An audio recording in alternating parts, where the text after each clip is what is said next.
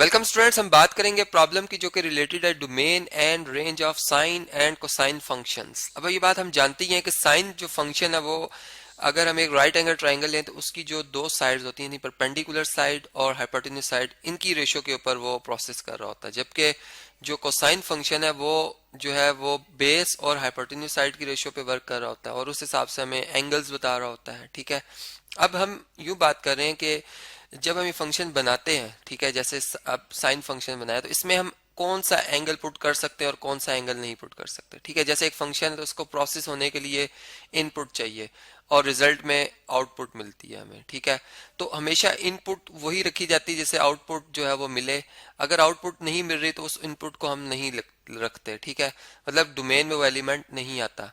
तो इस तरह से अब हम देखें, जो कि मतलब ये बात हम जानती है कि जो इनपुट या डोमेन है वो एक इंडिपेंडेंट वेरिएबल होता है। तो अब इसी तरह इसी चीज को ज़हन में रखते हुए हमने देखना है कि जो हमारा एक गिवन क्वेश्चन है, जैसे लिखा हुआ है इसमें find the domain of each function, इनकी डोमेन क्या होगी। अब ये पहला फंक्शन है हमारा साइन 2x। अब इसमें अगर हम एंगल पे गौर करें तो ये x नहीं बल्कि 2x लिखा हुआ है।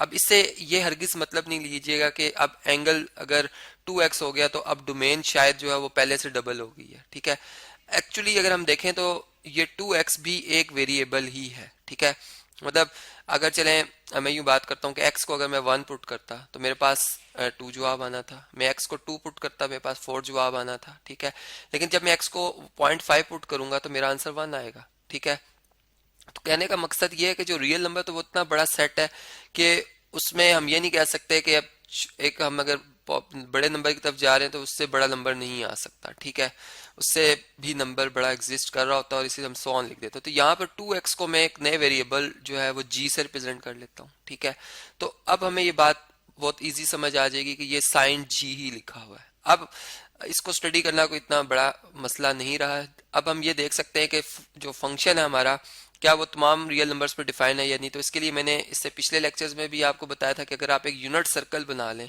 चूंकि राइट एंगल ट्राइंगल पे हम जो एंगल पुट कर रहे होते हैं फिर वो 90 से ग्रेटर नहीं पुट करते बल्कि 90 भी पुट नहीं कर रहे होते, क्योंकि राइट एंगल ट्राइंगल में एक ही एंगल 90 का होता है। लेकिन जब हम यूनिट सर्कल की बात करते हैं जिसमें कि हम फिर क्वाड्रेंटल एंगल्स जो कि 0 डिग्री, 90, 180, 270 या 360 ऐसे नेगेटिव भी, यानी क्लॉकवाइज डायरेक्शन में भी अगर मूव कर रहे हो तो ये हम एंगल्स कंसीडर कर सकते हैं। ठीक है, और इसमें रेडियस तो 1 ही रहता है और रेडियस को हम हाइपोटेन्यूज तस्वुर करते हुए जब देखते हैं कि हमारा पॉइंट जब क्वाड्रेंटल एंगल 0 या 360 पे होता है तो इसका एब्सिसा 0 होता है, ऑर्डिनेट 1, मतलब कि सॉरी एब्सिसा 1 और ऑर्डिनेट 0 होता है, एब्सिसा 1 एंड ऑर्डिनेट 0। तो इसका मतलब कि साइन चूंकि y के लिए y कोऑर्डिनेट को रिप्रेजेंट कर रहा है तो वो साइन 0 की वैल्यू 0 होगी। ठीक है, फिर 90 पे अगर हम आ जाते हैं तो यहाँ पे एब्सिसा 0 और ऑर्डिनेट 1, तो साइन की वैल्यू 1 मिल गई हमें।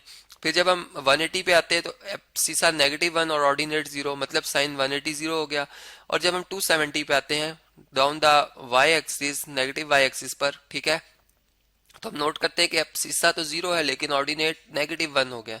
तो हमें पता चला कि जो साइन फंक्शन g है ये चाहे आप कोई मर्जी एंगल पुट कर लें, चाहे आप क्लॉकवाइज रोटेट कर रहे हो या एंटी क्लॉकवाइज। एंटी क्लॉकवाइज होगा तो एंगल पॉजिटिव होगा और अगर क्लॉकवाइज हम मूव कर रहे होंगे तो एंगल नेगेटिव होगा। ठीक है, लेकिन हमारी वैल्यू तमाम जो रियल नंबर्स है, चूंकि डिग्री को अगर आप रेडियन में ले आए तो रेडियन एक रियल मतलब नंबर्स होते हैं। ठीक है, तो उस पर ये डिफाइंड है।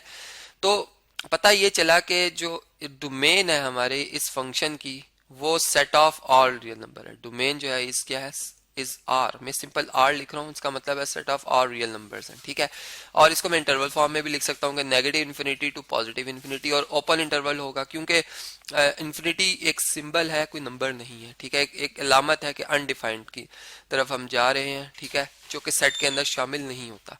तो ये बात हमें पता चल गई। लेकिन अगर रेंज की बात की जाए तो मैक्सिमम 1 और उससे लेस और मिनिमम -1 और उससे ग्रेटर मिलेंगी हमें वैल्यूज। ठीक है, तो ये मैंने रेंज भी साथ ही बता दी ताकि नेक्स्ट अभी जो हमारा क्वेश्चन आ रहा है सेकंड अगर देखें तो इसमें हमने रेंज फाइंड करनी है in following function, find the range of the following functions. ठीक है, चलें क्वेश्चन नंबर 2 पे देखें तो cos x लिखा हुआ है, 4 टाइम cos x। अब 4 लिखने से डोमेन पे कोई फर्क नहीं पड़ेगा। ठीक है, डोमेन का ताल्लुक इस वेरिएबल x से है। जब ये cos x की एक वैल्यू आएगी वो फिर 4 से मल्टीप्लाई, तो रेंज बदल जाएगी लेकिन डोमेन वो नहीं रहेगी। लेकिन अगर देखें मैं यूं कहना चाह रहा हूं कि x तो हमारा ये आप जानते हैं कि base over hypotenuse side x belong करेगा रियल नंबर से। और अगर आप यहाँ भी देख सकते हैं कॉज की वैल्यू आप 0 पे देखें तो 1 होती है और 180 पे देखें तो -1 है, 90 पे देखें 0 है और 270 पे देखें 0 है। इसका तो कॉज भी अपनी मैक्सिमम वैल्यू और मिनिमम वैल्यू जो है वो 1 से ज्यादा नहीं देता, 1 से लेस होती है और 1 के इक्वल हो सकती है, या फिर एंड हम यूं कह सकते हैं कि -1 से लेस, सॉरी -1 से ग्रेटर और -1 के इक्वल हो सकती है। ये तो कॉज एक्स की बात आ गई, उसकी रेंज की बात आ गई। लेकिन जब हम 4 टाइम कॉज एक्स की बात करेंगे तो अब ये जो रेंज है ये 4 से मल्टीप्लाई होके आएगी। मतलब 4 कॉज एक्स के लिए जारी बात है कि हम इसी इनइक्वालिटी को 4 से मल्टीप्लाई कर दे तो अब जो 4 कॉज एक्स की वैल्यू वो 4 से के इक्वल या उससे लेस और -4 से ग्रेटर या उससे उसके इक्वल हो सकती है। ठीक है, तो ये इस तरीके से हमारे पास रेंज हमें पता चल रही है। और डोमेन जो है वो मैंने आपको बता दिया कि इसकी डोमेन जो है वो सेट ऑफ रियल नंबर्स है। ठीक है, डोमेन इज आर। और सेम यही रीजन इधर आ जाएगा थर्ड पार्ट में। अगर आप देखें तो 3 sin 3x है। अब इसमें भी जो sin 3x है इसको अगर हम एक ही वेरिएबल तस्वुर कर लें, y या z कर लें, तो ये बेसिकली लिखा हुआ है 3 sin z। ठीक है, अब z जो हमारा वेरिएबल है वो कोई भी रियल नंबर पुट कर सकते हैं और इसकी रेंज जो है वो मतलब साइन z की जो रेंज है वो 1 और -1 के दरमियान ही रहेगी। तो इस वजह से हम कह सकते हैं कि इसकी जो डोमेन है, इस फंक्शन की जो डोमेन है वो सेट ऑफ रियल नंबर्स हैं जिसमें तमाम रियल नंबर्स आ सकते हैं। और इसको इंटरवल फॉर्म में लिखें तो -∞ टू +∞ ओपन इंटरवल में आ जाएगा। ठीक है जी। सीधा क्वेश्चन नंबर जो सेकंड है हमारा, इसमें अगर आप देख लें तो बल्कि इसको मैं रेज ही कर देता हूं। इसमें अगर आप देखें तो इसमें लिखा हुआ है कि find the range of the following function. अब sin 2x की बात हो गई है तो sin 2x की डोमेन तो अभी मैंने आपको बताई है और रेंज भी बता दी। तो इसकी रेंज क्या होगी जी? इसकी रेंज होगी 1 और -1 के इन बिटवीन। ठीक है, तो रेंज इज, अब इसमें एक क्लोज इंटरवल आएगा, -1 शामिल है और उससे बड़ी वैल्यू शामिल है। ठीक है, तो बड़ी वैल्यू और +1 तक जाएंगे लेकिन उससे ग्रेटर नहीं है, +1 शामिल है। तो इसका इंटरवल फॉर्म में भी लिख सकते हैं और इसे हम सेट बिल्डर फॉर्म में भी लिख सकते हैं रेंज को। ठीक है, हम लिख सकते हैं कि रेंज ऑफ दिस फंक्शन, इसको अगर मैं y कह रहा हूं, ठीक है, तो ये जो रेंज है हमारी, इसमें जो y वेरिएबल आएगा, चूंकि sin 2x की वैल्यू y के इक्वल है, तो मैं कहूंगा set consisting of all y such that ऐसे भी लिखा जा सकता है और इस तरह से लाइन भी लगाई जा सकती है, such that y belongs to real number. ठीक है, एंड जो y है ये 1 से लेस और इक्वल आएगा एंड -1 से ग्रेटर और इक्वल आएगा। ठीक है, तो ये इस तरीके से हमारे पास रेंज आ गई सेट की, इस फंक्शन की, सॉरी।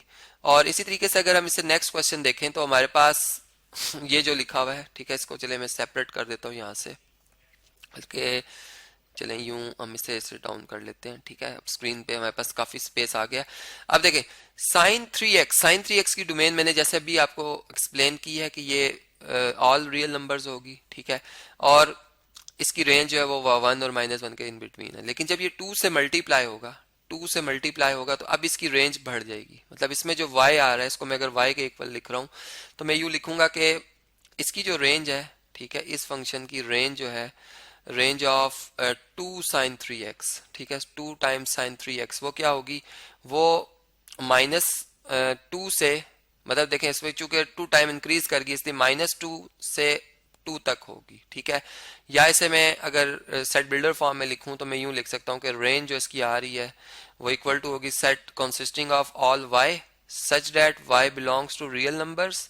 ठीक है, and y is greater than, बल्कि थोड़ा सा साइड पे लिखते हैं यहाँ पे, -2 से y ग्रेटर भी है और उसके इक्वल भी हो सकता है, एंड +2 से y जो है वो लेस है या उसके इक्वल है। इसी तरह इस फंक्शन की जो रेंज होगी इसको मैं सिंपल यहाँ पे बता देता हूँ, इसमें 5 टाइम ये इंक्रीज करती है। तो cos 7x हो या जो भी हो, ये रियल तमाम रियल नंबर्स होंगे इसकी डोमेन, और जब रेंज आएगी तो वो 5 टाइम इंक्रीज कर जाएगी। तो इसमें अगर इसको मैं y के इक्वल लिख रहा हूँ तो set consisting of all y such that y belongs to real number and y जो है वो -5 के से ग्रेटर या उसके इक्वल हो सकता है एंड +5 के इक्वल या उससे लेस हो सकता है। तो ये इस तरीके से इस फंक्शन की जो रेंज है वो हमें पास आ गई।